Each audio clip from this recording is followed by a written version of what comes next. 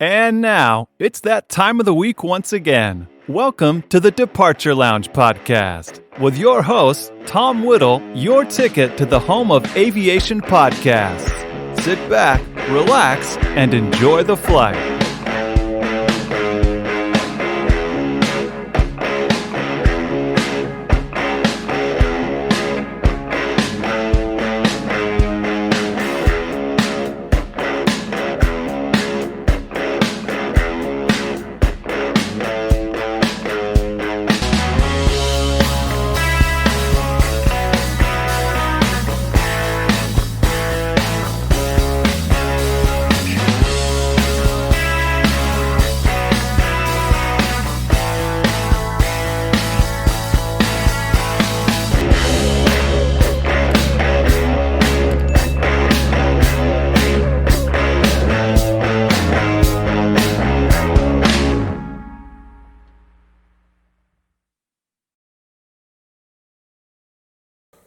Hello and welcome to a very special edition of the Departure Lounge podcast here on the Departure Lounge YouTube channel, and I hope you are well.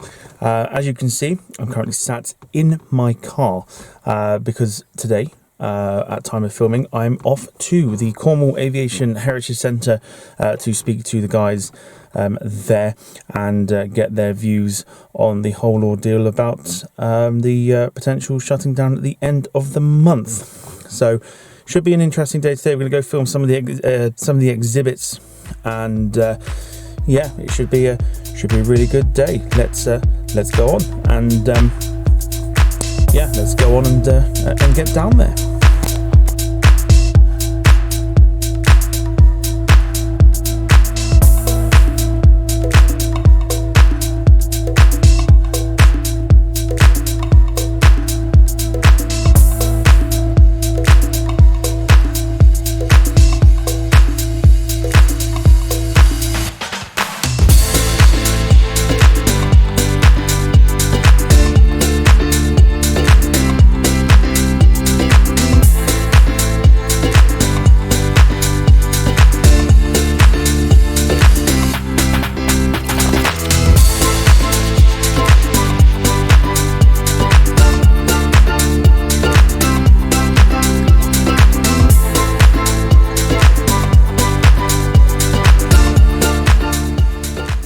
Okay, so joining me at this time is Tim York-Dunn. Tim, a very good afternoon. I believe it's afternoon.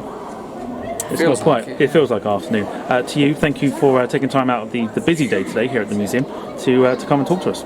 Pleasure, absolute pleasure. Could you tell us a little bit about sort of your role here at the museum and sort of what it involves? Yeah, sure. So the museum was established just over nearly 8 years ago, and I visited as a just general public, and joined. Felt that it was a fantastic cause. It was still quite a fledgling museum at that point, having taken over the remains of Classic Air Force, which had unfortunately met its demise on location here. So I'd been on this base as a young cadet back in the 80s, having really developed a passion. Used to come to the air shows. And then kind of was a career cadet, as it were, finishing off as a warrant officer doing parades on the RAF base here. Then I left the region for about 17 years, going to university. I flew also for the Air Force at that time in the University Air Squadrons, working through the syllabus. And then we moved back into the region about 17 years ago. So St Morgan in particular was part of my own heritage and history, and I felt that the museum was well placed to kind of for me to contribute towards that and almost go full circle and inspire the next generation. So I ended up coming on sort of every other Sunday as a volunteer and a host, taking people on tours, particularly on the BC-10. And then my role has developed again as a voluntary basis into looking after our marketing communications strategy and also advising the board on what to do next. So in the last year we've established the Cornwall Aerospace Education Trust as a charity. So we're a registered charity I'm the chair and trustee of that organisation, and we're responsible for really bringing in school children from schools, colleges, youth groups, and facilitating visits here. Very much focused on STEM-related STEM-related activities.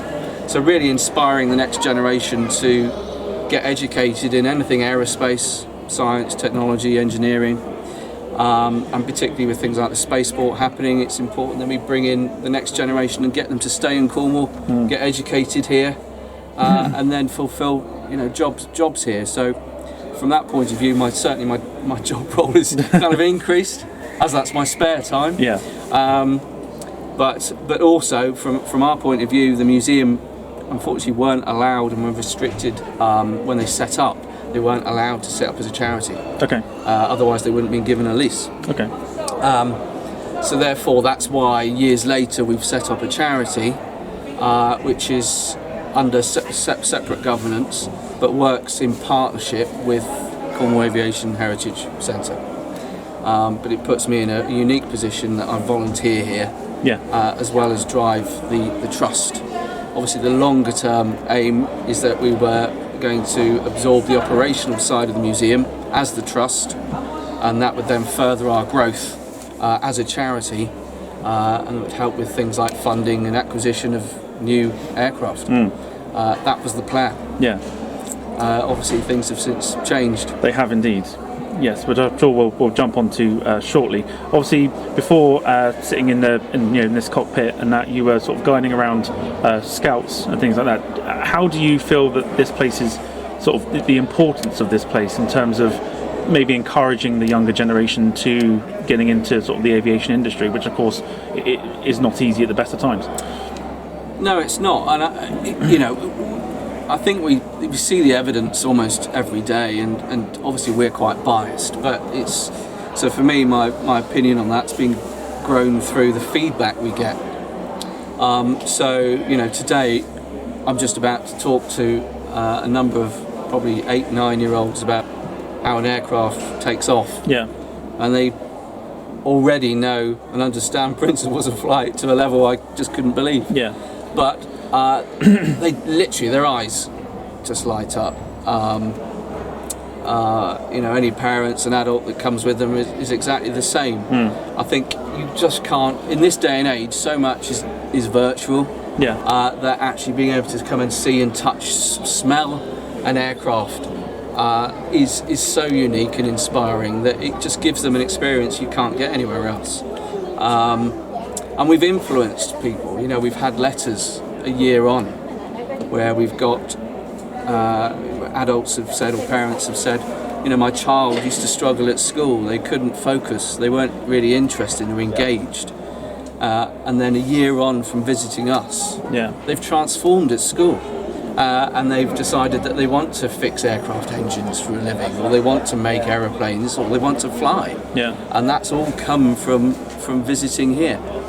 So we have transformed lives. That sounds like a big claim, I know, but we've got so many cases where that has happened. Yeah. So it must be a massive positive, not just for yourself, but for everybody here that maybe will take part in some of the talks as well, to kind of realise that going forward, these people have actually been inspired to take up a career, or potentially look into taking up a career. It's fantastic. Yeah, we've got a volunteer that came. She flew with Fly Newquay, learnt that the museum was here. She's just finishing her A-levels, or halfway through her A-levels at that point, and she decided to join us as a volunteer. Mm-hmm. She also got involved with the engineering team, so she just wasn't welcoming visitors, she was working on the aircraft and the restorations. Okay. Inspired with that, she is now doing a degree in aeronautics with Lockheed Martin in a degree apprenticeship at Bristol. Oh, fantastic. And she's currently based at RAF Bryce Norton working on C-17s for the Air Force. Brilliant. That all came from here. That all came from here. Fantastic. So in terms of, we mentioned it just now, and it's obviously no news to anybody that obviously by the end of this month, obviously this place is being, in most people's eyes, maybe unfairly shut down. I suppose to you on a personal standpoint, having sort of visited here and then become, in the role that you've got now, how much has that sort of affected you? I know we've spoken about it off camera, but sort of, how much has sort of that affected you, especially with today, with seeing the place full of people, knowing that in a few weeks' time that might not, it's not going to be the case. Yeah, I think many of the volunteers and the management team are all losing sleep. In fact, we've got bits falling off of us through the stress, and it is significantly stressful. So it's hard. We find it even, we're open to the end of October. We've got people pouring through the door. We have in excess of 400 people come and visit us. We've done some projections on the impact. Not only do we know we make an impact from an educational and inspirational point of view, but from a tourism point of view, we know we make significant impacts. And we've recently done some numbers on what people spend when they come down here. And on average, we know that if they come from out of area, they're usually staying for at least 3 days. Yeah. And they're spending it at least £250 a day in the shops, in the petrol stations, in the superstores, in the pubs and the clubs. You multiply that through with the number of visitors and the percentage of people we have from outside the region, you're talking about £9 million spent a year. So for me, as my day job is as a businessman and helping businesses grow from a strategic point of view, I can't see the sense in it, not supporting that in some shape or form. We totally understand that from an operational point of view we might be in the wrong place, but from a personal and a business point of view, and an educational point of view, it makes no sense not to support us in some shape or form. Yeah. So we do take it personally, obviously. Well, understandably at the same time. Do you feel, away from sort of the aviation side of it, do you feel that it's, considering the amount of people, like you say, that come from sort of, up country and things like that? I've walked past a few people today with, accents and things like that, and they absolutely love the place. And I've had, I've brought people here myself, like my girlfriend and that, and she absolutely loved it, and not even into aviation. So do you feel that, because when most people go on holidays and things like that, not everybody wants to go to a beach, not everybody wants to go to an amusement park. So do you feel in some way that the decision to close the Heritage Centre is kind of like closing a door on a little bit like tourism, like in terms of funding for not just here or anywhere else, but the county itself? Definitely. I'm aware that the council are being targeted to increase out of season tourism. And there have been grant funds from Europe and some internally to support that. You've also got the Good Growth Fund, which is part of the Levelling Up initiative from the government. All of those, if you look at the objective of each of those government programmes, we fulfil on average 70 to 80% of those objectives.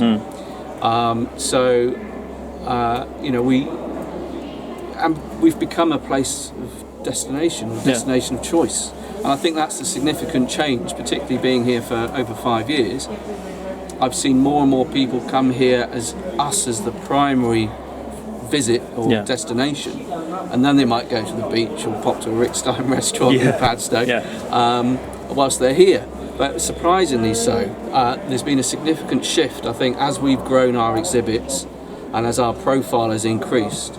More and more people are choosing to come here to see us. I think that's the thing that's, without getting too political, is still being underestimated. That impact that we make is being underestimated by the council. Because in an economic point of view, if you've got tourists spending anywhere between £5 and £9 million in the local area because they happen to be here, that's ridiculous. It's ridiculous not to encourage it. And it's like what we again before we start the camera rolling and that, we were talking about when we were walking to this cockpit.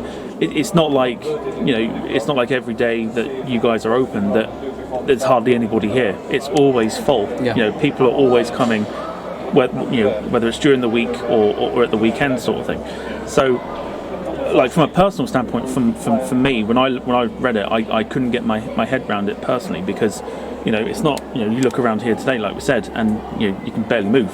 and everyone's sort of very excited about it. So it's a strange one, especially for, like you say, like tourism and the economy, especially for Cornwall, which I think will probably suffer a little bit because unless it's relocated and things like that. But in terms of relocation, what will happen to such exhibits like the cockpit we're in here and the other planes? Should you end up locating? Well, I think from an external point of view, lots of people have said, why haven't they worked something out already? Mm-hmm. We've been, and I'm sure Richard, when he speaks to you, will say the same. That we've been trying to negotiate for 3.5 years, knowing that our lease wasn't going to last forever. So we have been looking at alternatives, but one conversation that we had 12-13 months ago, and the only meeting we've managed to get with the council, was about that we needed to maintain the collection in the way that it is now, like the VC10, the 111, the Varsity, the Canberra. To be able to keep those, we need to keep them on site. We'd already done some work on moving large airframes, and we know that to move the VC10 will cost in excess of 200,000 easily, because it's the breakdown and the putting back together, as well as obviously the costs of moving by road. So instantly you're looking at a bill of near 800,000 to $1 million. You're then looking at facilities. So if we can't stay on the airfield, and that's why our primary aim has been and continues to be on at least some part of this airfield, which had been promised to us within the council and since been retracted, means that we would have to break those aircraft in some shape or form, because we can't go and find £1 million to relocate them even 10 miles away. Arguably a fully functional VAC 111 and a partially functional and complete VC10 will have to be carved up. Clearly we'd keep the cockpits and maybe some of the sections, but it stops being the aircraft that it currently is. It's not the same as when you go out there like now and you see it in its full shape and things like that, and you get to walk inside and go have a look, especially the VC10 and stuff, looking at the refueling areas and the tanks and everything else. You couldn't do that if you were only to keep a cockpit sort of thing. Absolutely. And the VC10 certainly in the 60s and 70s was renowned within the general public for its shape and design, and so the only way you're going to enjoy the impact of its design is seeing it whole. There's no way of displaying its tail if you were to carve the aircraft up. No, it won't stand on its own. You just couldn't do it. And it is, when you talk about impact and seeing people's reactions, it's being able to walk underneath and around aircraft and then get inside it and then sit in the cockpit. It's that whole experience, that immersive experience, that really brings the magic to what we do. That's why we've always, since this challenge presented itself, the plan was always to try and stay here. Obviously, Plan B would involve keeping as many cockpits as we could, and a massive fundraising campaign. We'd love to be able to start fundraising now, but without a definitive plan, we can't go to the general public at an economic time It's the worst time to ask people for private funding. Because we hadn't yet merged the museum and the charity, it means that we're not open to as much funding as we could have been. But again, we had a timeline for that project, and unfortunately this challenge has upset that. So we're not perfectly placed to go and find these hundreds and hundreds of thousands of pounds. But until there is a definitive Plan B, we can't really start crowdfunding either. No, it's safe to say, if we sort of shy away from that and go back to more the positive side of things. It's safe to say that this museum is quite unique to compared to many other museums in terms of. Fair to say it's more interactive and very interactive for people that are paying to come in and to sit in planes and stuff, which you wouldn't normally do at any sort of particular museum. That I can't think of one off the top of my head that you can actually go and sit in. No, I think the only one, to be fair, is Boscombe Down.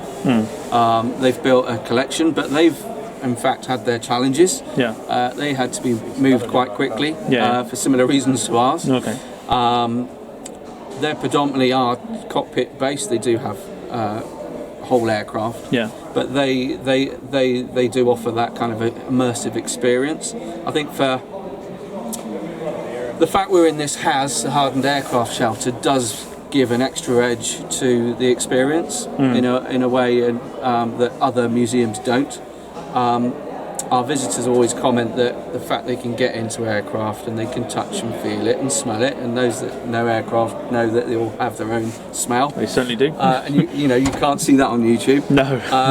Means that it does give a unique experience to the larger, more formal museums that we've got.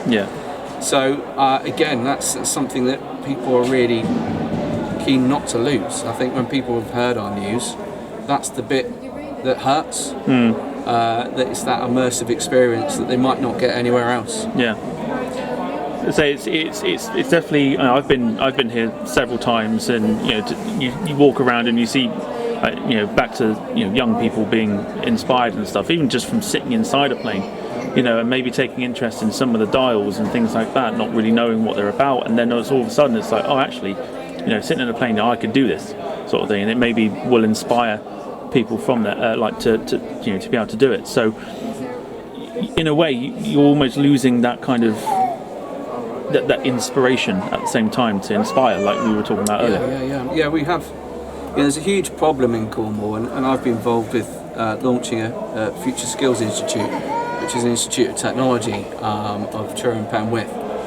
And there's a big return to trying to teach young people vocational skills. As a museum, we've been engaged with the other major college down here, Cornwall College, for years. And we've had students in here. And again, it's being able to touch and feel, work on engines, restore aircraft, put aircraft airframes back together. It's those experiences are really quite unique. And Cornwall does have an issue of retaining its young people. Quite common. The feeling is that if you need to go and get educated in a career, you need to leave the county. And that in itself causes issues, and the fact you don't retain future talent. And that's where certainly, another reason we set up the trust was to really initiate and expand on that existing relationship, and be able to provide the inspiration, us to be able to provide some physical and vocational experience in a way that then the colleges can provide the education, and those new businesses that are coming to Spaceport or do come to Spaceport then provide the employment. So there's a whole full circle thing there where we create the inspiration, we help the education, the colleges then give even more education on top of that, and keep and actually develop their own skills within the county, because the alternative to that is that if we do get new employees coming down and attracted by the Spaceport, means that they've got to go try and find that labour from somewhere. Well, we can create our own, and we have been, but just to a lesser extent. On one sort of final note before we sort of wrap the chat up, we just want to quickly talk about the volunteers. Obviously, we'll grab sort of a word with a few of them throughout the day. But in terms of what they do, I mean, it must be sort of completely unprecedented and uncomparable in terms of the amount of effort and work they put in, and the knowledge of the aircraft as well. Just tell us sort of the feeling towards the volunteers at this sort of time. I think we've all been in denial for our own sanity to a degree. We've got people who were ex-Nimrod crew. So during certain days of the week, you will have a flight sergeant who used to be sat in the seat you're in now on this very simulator, potentially even been in the prototype at some point in his flying suit. So for him, it's allowed him to relive and also cascade everything that he's learned over his RAF career to people. We've got a volunteer who is in his 80s. He used to used to cycle his bike as a child on the airfield as the Americans extended and made the big runway that we know today. So it's in his blood, absolutely in his blood. And we have numerous other ex-Navy, Fleet Air Arm and Royal Air Force volunteers. We've got other volunteers who come from different, more civilian backgrounds, but who have the opportunity to test their skills and expertise that they might have in the restorations that we have.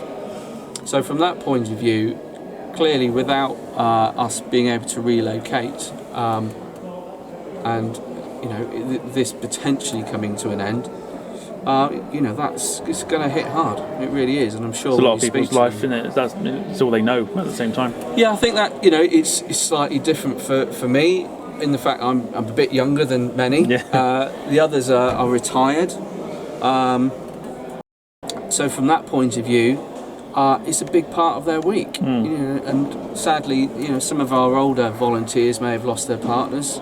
They might live on their own, and therefore the social aspect of doing what they do, and it is extremely social, as you know, because of our interactive kind of approach, means that that's often the highlight of their week. So from a social point of view, it's a major impact if we don't continue the operation in some shape or form. I was going to say, sometimes the social side of it is kind of forgotten about as well, in terms, like you said, people could have lost partners and things like that, and maybe talking to some of the people that are here today might be the only time they actually talk to somebody. So not just the social side of it, it's also like a mental health awareness as well. At the same time. Absolutely.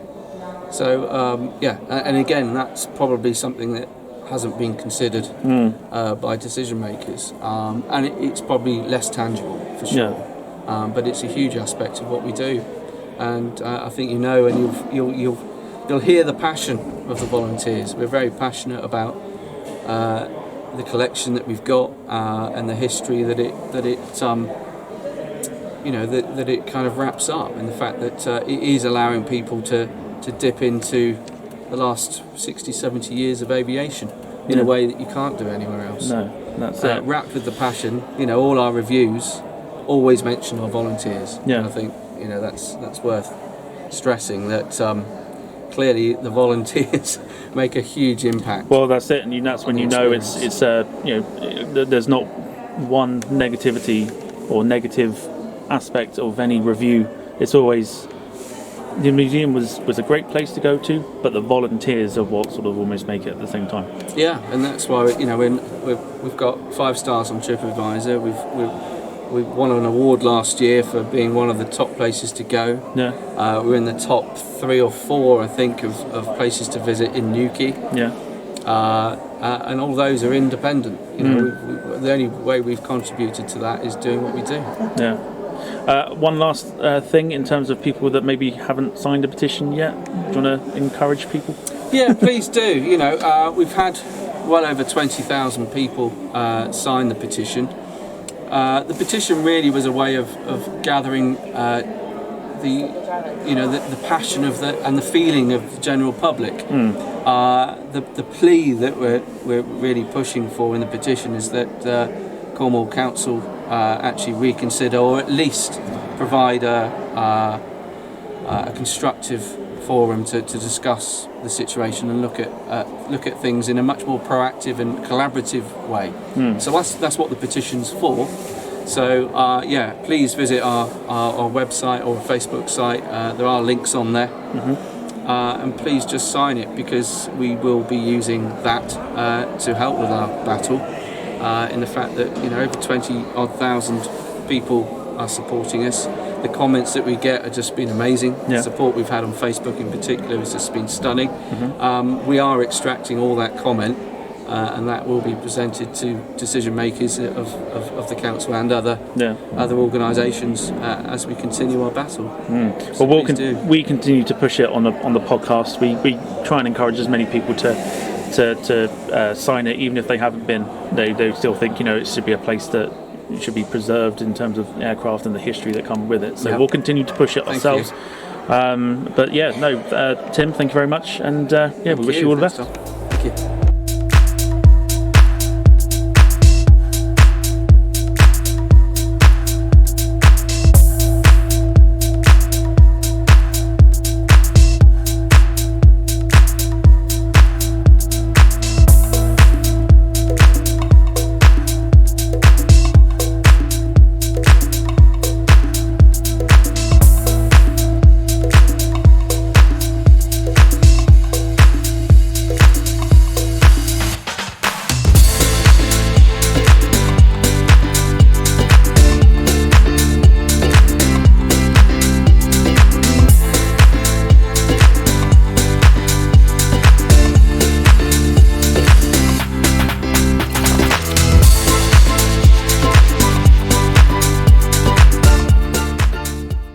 And now I'm joined by Richard. Richard, very good afternoon to you. Thank you for taking the time out to talk to us this afternoon. That's absolutely fine. The more publicity we can get, the better. Can you just tell us a little bit about your role here at the museum? Well, I'm lucky enough to be. I'm one of the founders. I'm one of the owners. I'm a director, and I fulfil the daily role as general manager of the organisation. Wonderful. Just what does this museum particularly mean to you personally? Well, it's everything. It's my entire life. I gave up everything I do to build up this museum with my partners, and over the last 8 years we've achieved the most incredible things, and it's a wonderful achievement, and it's a very sad time for us because of that. How long have you sort of been in the role here? I mean, just from the very beginning that it sort of came onto site? Well, I was one of the initiators of the project to create the museum.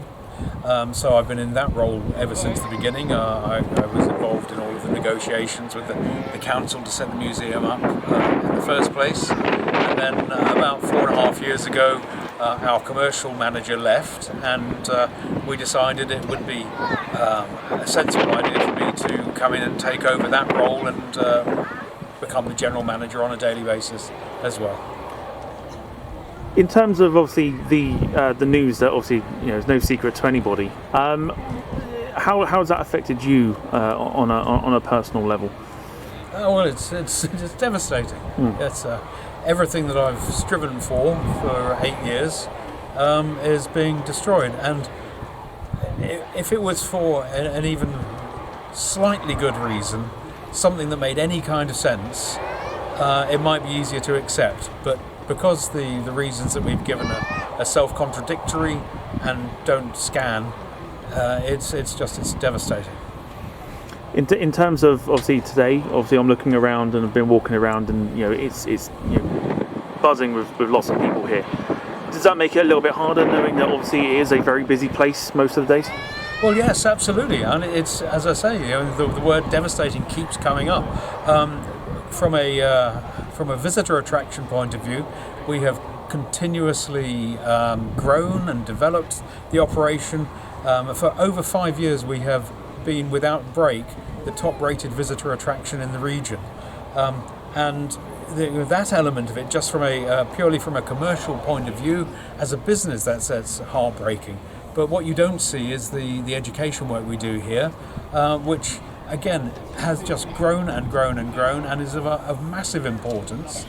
And to lose all that for no good reason just makes no sense. I asked Tim the question, so I'll ask you the same thing as well. In terms of obviously, like say, having the younger people here to basically learn about the industry and some of these older planes as well. Do you feel that's kind of like a thing that's going to be missed, sort of going forward, in terms of trying to potentially inspire young people to get into the industry?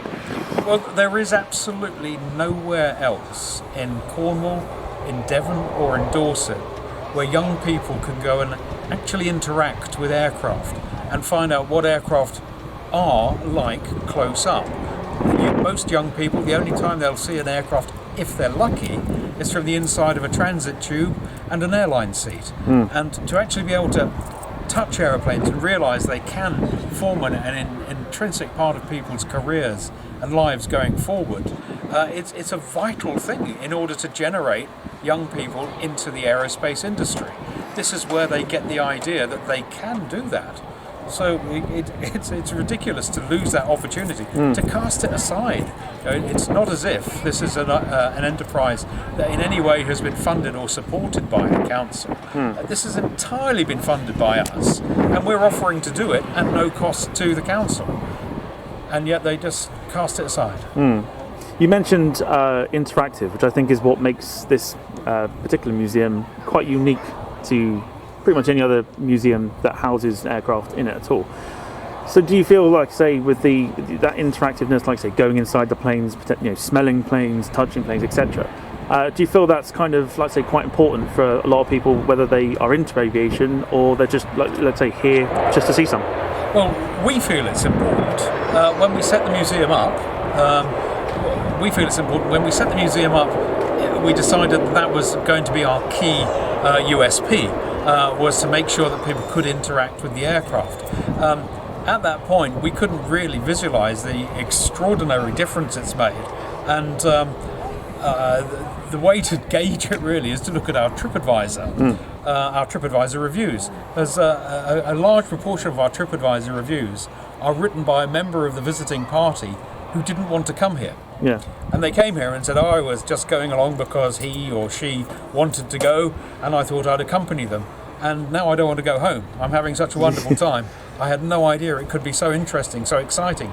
The kids love it. Yeah. And it's it's down there in black and white 1,000 times just how much impact it makes being able to interact with these aircraft. Yeah, I mean, we're stood here sort of underneath the Canberra, which of course you mentioned is your favourite aircraft, and I'm looking at people going inside it and stuff. It must bring like a sense of like joy and a smile to your face, as well as other people's faces, to know that people are getting a huge enjoyment out of going inside cockpits and things, especially the Canberra, which is quite a unique entry, to say the least. Oh, absolutely, yeah, absolutely. And we see the looks on the faces, the behaviour of people, we give every person that comes here to visit the museum, we give them a briefing. And many people come here say, oh, it's an aircraft museum, let's just go and have a look at the aeroplanes. And as they're being given their briefing, it's explained to them that they're allowed to get into the aircraft. And the look of realisation on some of their faces is wonderful. You have people punching the air. Yeah. It's something that people have always wanted to do. And so we let them do it. Yeah, well, that's it. And like I say, it's very different to. I won't name museums off my head, otherwise we'll be here all day. But you just you got like a barrier around, and you can't really. I mean, like I say, we're still underneath the wing right now, which is for some museums you can't really do. So it is that little bit of realisation as well, just how big these planes actually are as well. Yeah, well, absolutely. You get a proper sort of perception. Sometimes they're bigger than you expect. Sometimes they're smaller than you expect. But sitting in the cockpits and having that actual sensation, that is the thing that sparks off that little bit of spark in the imagination of the kids. And they sit there, and then 1 in 20, 1 in 50 of them thinks, maybe I could do this. Yes. Maybe I could design these, or fly these, or work on these, or work in this industry. And we always feel that if 1 in 100 of those children walks out of here having formulated an idea for their life, then everything we do here has been worthwhile. Absolutely. Yeah, no, absolutely. I think that's quite key as well, I think. I mean, I was saying earlier that the aviation industry as a whole is very difficult to get into, and it's difficult to inspire people. So when you're out and about walking around the place here, and you've got kids that are like say punching the air and shouting with excitement and stuff, and maybe on the odd occasion maybe go, I want to be a pilot, that must be like we've done something really good today. Oh, absolutely. The industry is, in its way, it's intimidating because it's so distant.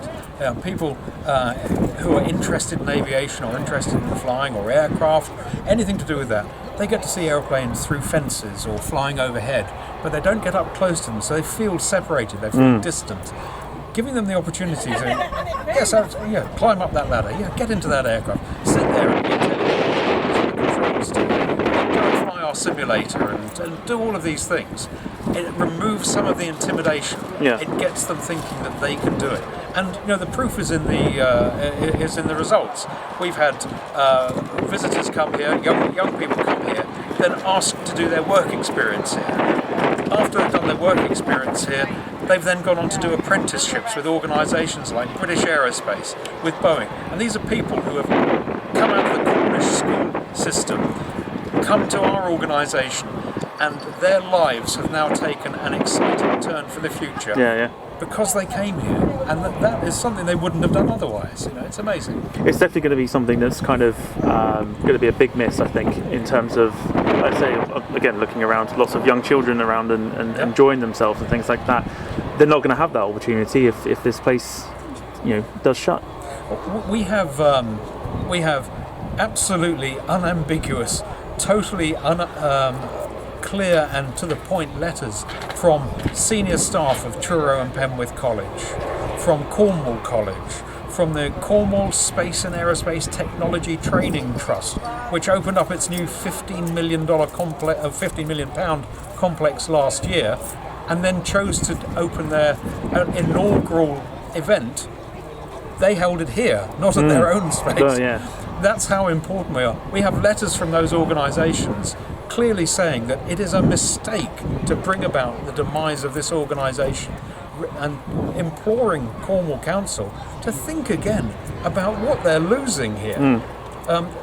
Within the next few years, if their spaceport does achieve the objectives that they look like they're going to be achieving, the one thing they're going to want is an education centre. Well, it's already here. We're providing it, and it's not costing the council a penny. Because very recently, you guys have converted the BAC 111 into a classroom. Is that right? Yeah, that's correct. We're incredibly proud of that. It's marvellous. The aircraft is completely intact, fully functional. The aircraft is exactly the way it was when it landed here in 2013, except for the fact that inside it's still Wi-Fi, it's still a fold-away 50-inch monitor screen.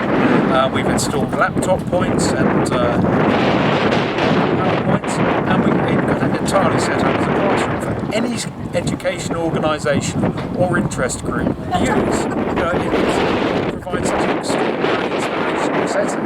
The kids come along, they ask where they can put their bags and coats. We put them inside an aeroplane for you. And then when you want to have your presentations and your lectures, you have them looking at the cockpit of an aeroplane. Well, there you go. It's quite unique at the same time. I mean, I'm looking to my left now, and I don't know if the camera's picking it up or not, but there's an engine run going on as well. So do you think, obviously, the location of the site here, not just obviously these planes here, but you've got the planes to our left, probably hear it firing up now, but it gives you more of a sense of engineering at the same time. I wish I could do that. I wish I could engineer at the same time, just by sort of almost like in exactly the same way that aviation and aerospace itself, as I said, is a little intimidating to people thinking they might want a future in it. The whole business of the engineering side of it, it's a little bit scary, a little bit of intimidating. So the way to get past that is to see it, is to be exposed to it. Now, what we've got right next to us is STS Aviation, and they have an A320 Airbus there, which they're doing an engine run on. And it's distanced away from us, it's behind the security barriers, and it's a fantastic thing for people to see, because they understand this is how you maintain and look after an aircraft of that kind. So it's quite loud at the moment in terms of firing up and stuff. So hopefully the camera sort of picks up slightly and not overwhelms everybody. Yeah, I mean, I suppose you've had, like I say, walked in this morning. Obviously, you were on the tills and stuff, welcoming people in today. And most of the time I've been in there, people have asked you about the situation. It must sort of not. I suppose it hurts every time to kind of explain to people that, whether a plan has been made or not. It's difficult. It is genuinely difficult. There is a huge emotional involvement in what we've achieved here, and I don't just mean for myself.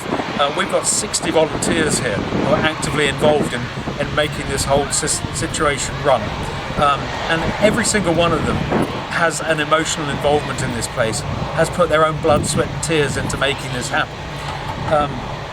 It's being taken away from us now, and of course the public are interested to know what's happening. They want to know why it's happening, what's happening, is there any hope? And we're asked 10, 50, 100 times a day, and we just have to give the answers. So, and the answer is no.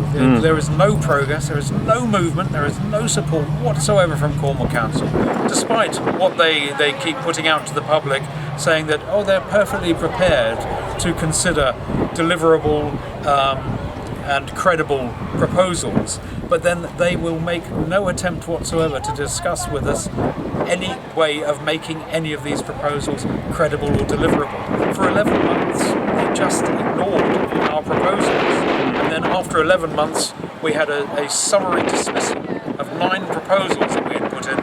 No opportunity to discuss those whatsoever. So yes, it's very, very depressing. I can see sort of some of the classic cars. I think are part of the coming down to this. We'll let you go shortly. But as a sort of a lasting note, in terms of the petition, which obviously has gained a a lot of momentum since obviously you guys created it. I myself have signed it, and many of my friends have signed it, even if they haven't been here before. They've signed it because they know that preserving aircraft is obviously quite important. What would you say to people that haven't signed it yet to encourage them in order to sign and help you guys out? Well, we have tried every possible approach we can to get Cornwall Council to sit around a table and discuss with us how we can find a solution. And they have just simply refused to do that. All they will do is tell us, no, your ideas are unacceptable, we're not going to discuss them. So there's no attempt to discuss with us. The idea of the petition is to get Cornwall Council to realise that they are not acting in the interests of their local population, and that perhaps they should take the time to sit down and discuss with us how we can find a solution to this. That's the purpose of this petition. So essentially, if you haven't signed it, sign it. And there is that, yes. Absolutely. Wonderful. Well, thank you very much, Richard, and we'll let you go to welcome the car club in. Smashing stuff. Thank you very much. Cheers.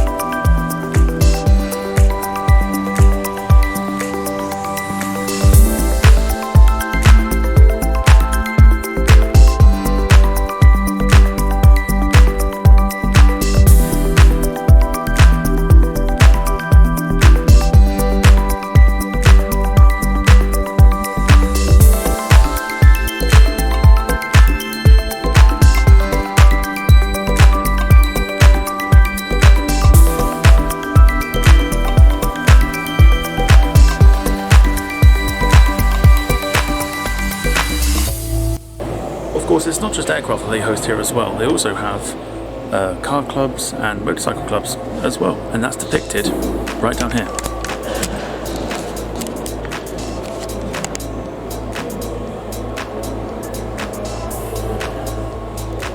It quite literally is a home for everybody.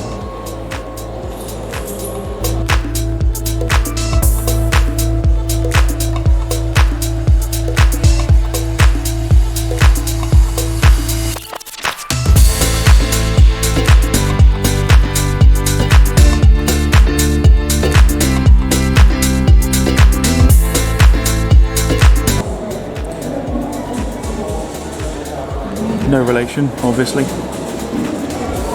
Bit of a shame. Okay, so we're joined by one of the volunteers, and in fact the youngest volunteer here. Would you like to state your name? Hi, I'm Katie Island, and I'm 16 years old. I joined today pretty much, but I've been here before from work experience, and I've also been a visitor for quite a long time. Wonderful. Well, thank you very much for taking the time to come and chat to us today. We kind of want to get sort of your thoughts really about the place. So how long have you actually been volunteering here? Because I know you were talking just before the camera started rolling that it's not very long. No, pretty much this is my first day, so I've been here for 2 hours in general, but I did a week of work experience in July 21, so I did technically work here for probably more than I have on the books. So see, when I said 2 hours, I thought I was actually joking, but no, it was literally 2 hours. It was 2 hours. I suppose more importantly, what made you want to volunteer here? I have a absolutely huge love for aviation. When I grew up, I really want to be a pilot. And I didn't really know this place existed until about February 21. I'm an air cadet, so I came up for a course and I spotted this place literally from across the road, and I went, I have to go there. But it was just, and ever since I first came here, it's just kind of like had a special place in my heart. Like a lot of people have said, and it's just all the aircraft here. Just everyone puts so much love and care into it, and to trying to restore these things, and it's amazing. So it's almost like since finding it, it's kind of it's been a bit of a blessing to you. Yeah, it's that one little nice place in Cornwall, because the nearest Yeovil could probably be the nearest. St Dave's got a few aircraft, but this is like the nearest thing to me, and I absolutely love this place. And it's an airport as well. That's it. I mean, an Orion took off this morning, and there was a Globemaster here when I came up once, and it's like it's also that sort of. I mean, there's a helicopter right now. Yeah, that's it. It's that sort of atmosphere of you don't know what's going to turn up, and it's pretty much on your doorstep. That's it. I missed the Orion this morning because I was talking to Tim. So. I mean, we were driving down the road and it just literally just popped up. We're like, oh my god! And we got to the entrance bit, and then it just took off in front of us. We're like, oh, okay. It's Canadian, as far as I know. Well, yeah, I believe it is. Canadian people came in. They were talking about it. So. Yeah, no, that's fine. And what do you enjoy the most then about working here in the very, very short time that you've been here? I mean, it's sharing my love of aviation with everybody that comes here, and it's people listening. I could ramble on for hours about a certain aircraft. I know I've sat probably in my living room ranting to my parents about a singular aircraft or a singular story, and like all the stories here. Like there's one about a hunter that crashed at Tintagel in between two houses, and it's like, and nobody died, and it's those sort of little stories that happen in Cornwall. You don't really find anywhere else, but you find it here. And there's just a wide range of aircraft. You've got the Balliol behind me, 4 of them left, and this is one of the 4. One of them, yeah. So it's the sort of rare aircraft that you get here, and that VC-10 was the last built, as far as I know. And like, I've known people who worked on that as well. So it's just that sort of atmosphere of. So volunteering here and also having a love of aviation is a bit like being a kid in a candy store sort of thing. Yeah. It's like, okay, I remember when I first came in here, and I remember when I first drove up, like the first ever time I came here, and I remember my face just lit up. It was just like, this is heaven. That was all that was in my head. Yeah. It's just, and all the models that are like plastered down, I mean, they've got so many more models, and all the volunteers are just so kind, and everything that just take advantage of the fact of the knowledge that they have. That's all I can say, because you just talk to them and they just come out with stories and all of this sort of stuff, and it's just amazing. Just very knowledgeable with, I've spent time at the Nimrod and VC-10 and things like that, and they are very knowledgeable, and they tell you stories that you think you already knew, but actually they then tell you something that's completely brand new to you. Yeah, it's the Nimrod. Like I didn't know much about it until today. I actually knew a girl I knew in my year, her grandfather flew the Comet. Oh wow! So he was the pilot for it. So he came here. They did an interview and everything with him. But it's like I didn't know some of the stuff until I came here today. I didn't know it took like 19.5 years, and I didn't know a lot of stuff. But it's just I've learned so much from the people around me in 2 hours. So what would you say is like the benefits then of like volunteering at a place like this? It's the people that you get to meet. So like today I met 3 Canadian Air Force people. I've met pilots that have come here to visit, and I've met like engineers, and it's all the stories that people bring with them. There was one story that I'll never forget when I was on work experience here, and I was stood up by the Harrier at the front. Okay. And I was talking about Vulcans. I don't know how we got so much Vulcans. There's a guy, and he went, "Oh, I was there when it landed for the last time." And I was like, "Oh, no way." And he went, "I've got a video. If I find it, I'll come back." So I was like, "Oh, he's not going to come back." No. So I was stood in the hangar, and this guy come back, and this Vulcan's about probably as far as the Hass is off his head. Yeah. And it's the loudest. You see the like camera shaking as this Vulcan's like landing. And it's like little moments like that is what makes it great being here. Yeah. Oh, brilliant. So I suppose in terms, we have to kind of address the elephant in the room. What were your feelings then in regards to the news of obviously this place being forced to shut? I was pretty heartbroken when I saw the news. It's like I didn't volunteer here straight after work experience because I'm 16 right now, I'm in college now, but at the time GCSEs were a huge part of everything. And I always really looked forward to coming back here and being able to volunteer for loads more years. Yeah. It wasn't something I really expected, and it was kind of hit me, and I was like, I'm going to lose this place. I don't want to lose this place. So me and my family, we came here about 2 weeks ago maybe, and I was like, I came here just going to say hi, and I ended up at the end of the time having signed on my paperwork to become a volunteer for today. Yeah. So and here you are. And here I am. But it's just that little special place, and it's just everyone that is here. It's just the nicest that I've ever, some of the nicest people I've ever met. The knowledge they have, we've got ex-pilots, ex-engineers, ex-RAF, ex-Navy, it's all that sort of story, and it's, yeah. So I suppose in terms of, let's say, volunteers and stuff, obviously this would be a lot of volunteers' livelihoods and things like that, so I suppose you feel a bit sort of sorry for them, really. Yeah, it's like a lot of them have been here for years, absolute years, and now they're just going to get that taken away from them. And it is just heartbreaking because a lot of people have tried. I mean, the petition was, I don't know what it is now, but last time I checked it was like 21,000. Yeah. It got 15,000 signatures in 2 days, so it's got to show that sort of love. And when I turned up this morning, I came into reception and put my bag in, he's like, there's 100 people here already, and he said there's more on their way, and I was sort of like, oh dear, because it's like... Yeah. Does it then maybe confuse you at the same time that the decision's been made to close this place, knowing, you know, as we look around, you know, as we have done all day today, that it's always quite busy. Yeah, it's I don't know why that they want to do this, because it is, so many people love it. There are people that came down from like Coventry. There was someone I met when I was here 2 weeks ago, and they'd come all the way from like Wales or somewhere because they heard it was like closing down, and they're like, oh, we've got to come see it before it closes. Yeah. And then they came all the way from there, and like all the signatures, all the people, you read so many of the comments, and they're not even from Cornwall. They're from like Scotland, they're from Wales, they're from London. That's it. And it's like, probably, I haven't seen anyone from Ireland, but they could be. Yeah. But it's like, why close a place that people love so much? Well, that's it. I think that's what's confused a lot of people. Like I say, we won't go into the politics side of it. But yeah, I mean, let's say there's been a lot of people here today.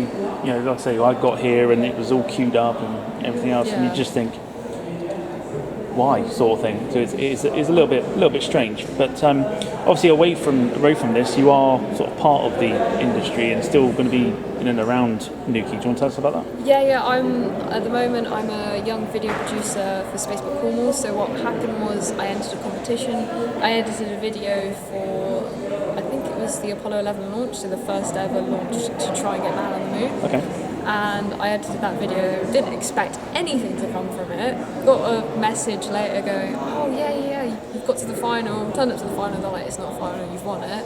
So over the past few months I've been editing an introduction video, we've been on training courses, I've been to radio station, I've been on live radio. Oh wow. And I'm going to be on the UK Space Agency Instagram because they've asked us to do videos and everything. So it's the sort of thing that I didn't think, and I've met Tim Peake.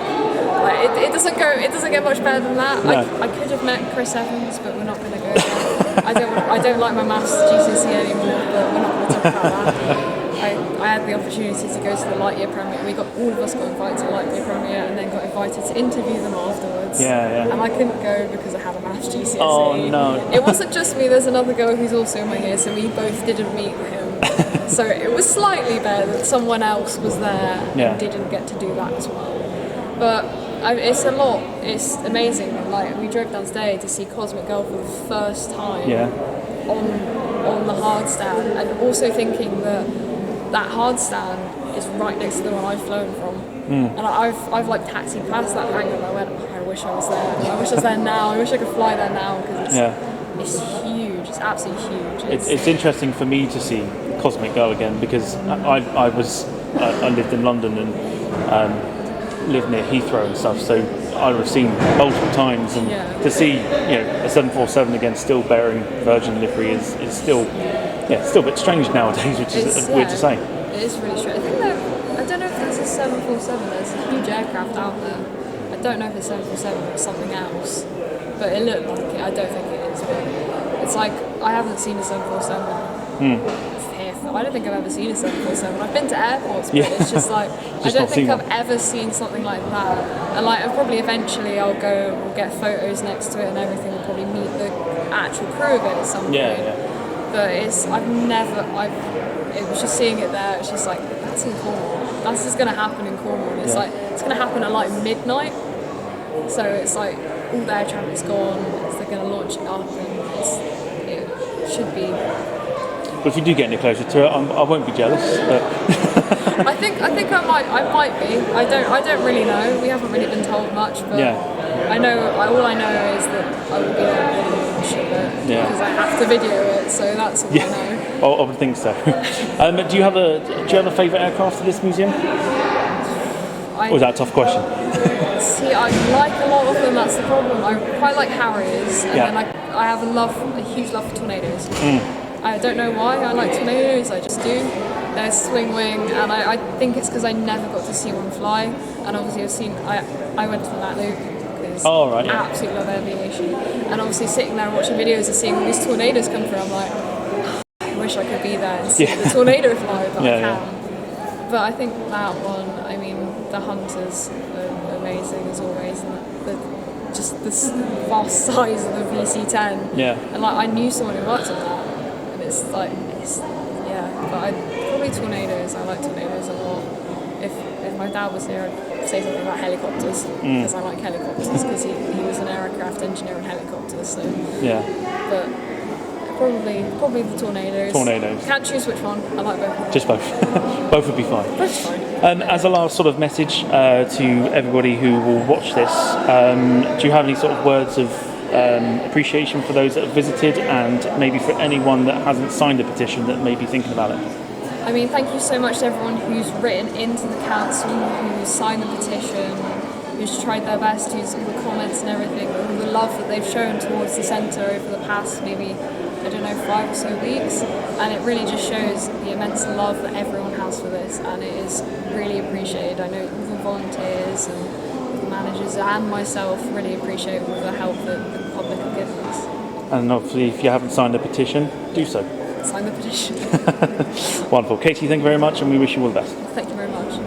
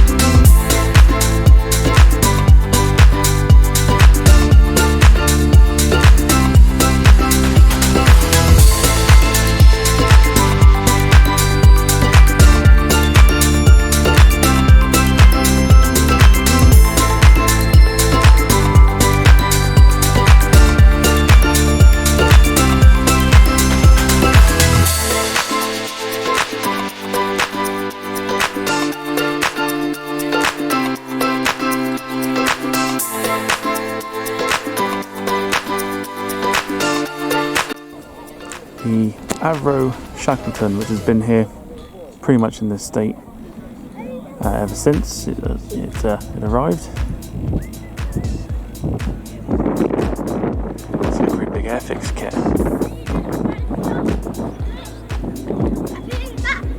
If only my garden was big enough.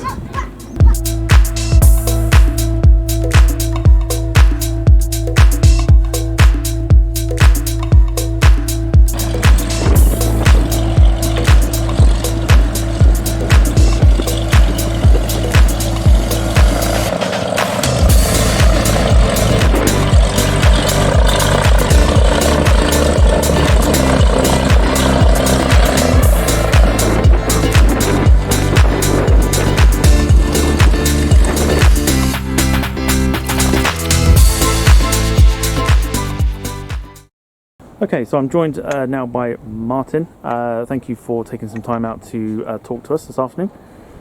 Can you tell us a little bit about your role here at the museum? So I'm Martin Pengelly. I'm the deputy manager at the museum. Basically responsible for outside while Richard is responsible for in. So that's the volunteers and the aircraft on a daily basis, looking after the customers, making sure they have a nice time, which they all do. We never have any bad reviews or anything, No. because we are the place we are. So how long have you been here sort of since it's been opened, or have you sort of been here for a short amount of time? I've been here as staff, I've been here 4 years, as a volunteer before that 2 years. So when the opportunity came to take me on, I willingly jumped at the chance of joining. Absolutely. Well, I suppose the main question is, what does this place mean to you? Well,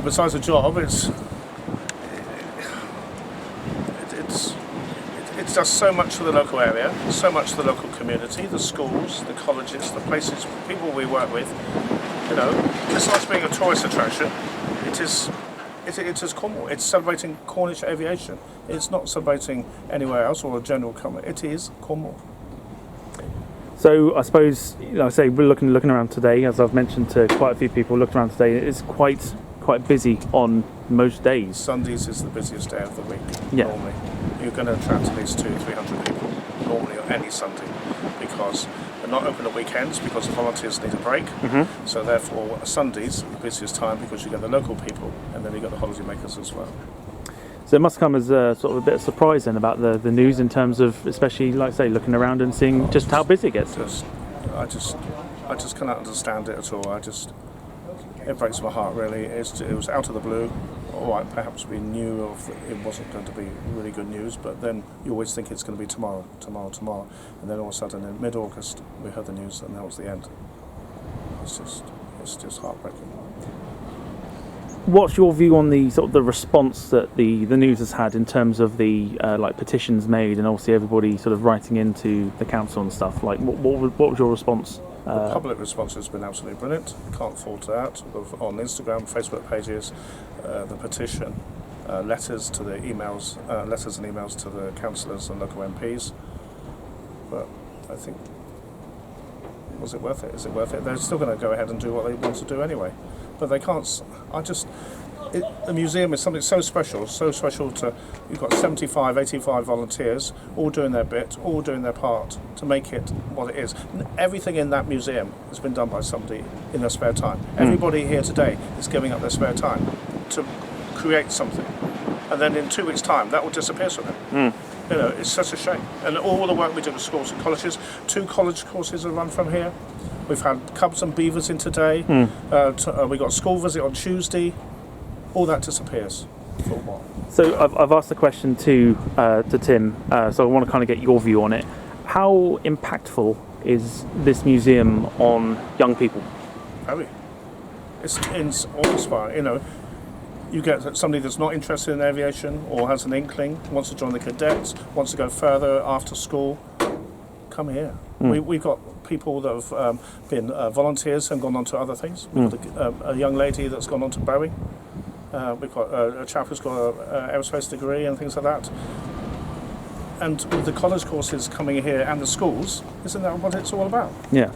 Obviously, you've turned one of the BAC or the BAC 111 into a classroom as well, if I'm correct as well. Yeah. So fully fitted out, screens, everything. Yeah. So they're in their own units. They don't involve the day-to-day running there. They can stay over there in a safe environment, and they're on an aeroplane themselves. They're actually learning on an actual aeroplane rather than sat in a classroom and perhaps looking out the window. You know? Yeah, they're there for the. Where else can you do that? It's an inspiration, isn't it? In terms of like learning on a plane. And the volunteers are so enthusiastic. They get that message across, and people that haven't got an inkling for aviation, perhaps they're not drumming into them. They're just instilling that confidence into somebody that may want to further, go on to something. Engineers. There's a shortage in this country of people in engineering, but coming here, learning something, the work experience people we've had, brilliant. The schools, colleges, I've said it before and I'll say it again, it's just, that's what it's about. So obviously the museum as well is obviously home to some sort of rare aircraft. We've got one we're sort of stood behind at the moment, the Pembroke and stuff. What the likelihood of this, we'd say you've got the Varsity as well, which you can also see just off to the left. The fate of these aircraft pretty much, like I say, hangs on what's going to happen hangs in the on what next 2 happens. weeks. Pembroke will be scrapped. Varsity has to be saved. That has to go to a good home. There's only 4 or 5 of those left in the world. 6 left in the world. Yeah. 5 in this country and one in Sweden. Yeah. That is a rare machine. In the hangar you've got Balliol. 4 left in the world. It has to be saved, or we stay where we are. Yeah. That's the best option. We stay where we are. Yeah. I think a lot of people will kind of agree to say about staying, especially because of and again I've mentioned it before, about the tourism side of it. Obviously during the summer months, this place must absolutely boom with people. Busy, really busy. But the hangars surrounding are not for aviation concerns. We're on an actual airbase. there's nowhere else for us to go. We've asked for places to be relocated. They've been all turned down. We've been given lesser recommendations to places which really just completely mumbo jumbo. Yeah. Yeah. But we need to stay where we are. Obviously, being, let's say, close to the airport and stuff, it's not really anywhere sort of near it. So you would think that, we asked for 11 places on the airfield where we want 6 acres. There's 650 acre site and got turned down on every position. Which is, best place to say. The hangar behind us is supposed to be going for Biffa, and then the one behind us there's Biffa as well. And we do so much for the local community, like I said before, the schools, colleges and the holiday makers. Surely we should stay. Yeah, but not just that, of course, there is a car club as well. Well, one of the car clubs has turned up. Yeah, car club today. There's a photography club. Car clubs are very popular, minis especially for some reason. But today another car club. But we attract people like that. Motorbike clubs, history groups. It's just the list is continuous, and we're trying to cram in as many people as we can in the next 2 weeks before and if we close. Yeah, obviously the association with clubs like car clubs and photography clubs obviously then gets the word out about this place if people may not know about it. Social media now, it goes everywhere, so they'll post on the saying we went there, we went. It's the same way. It just spreads so quickly. That's why we had so much help and interest with the general public when we heard the news in August. Yeah.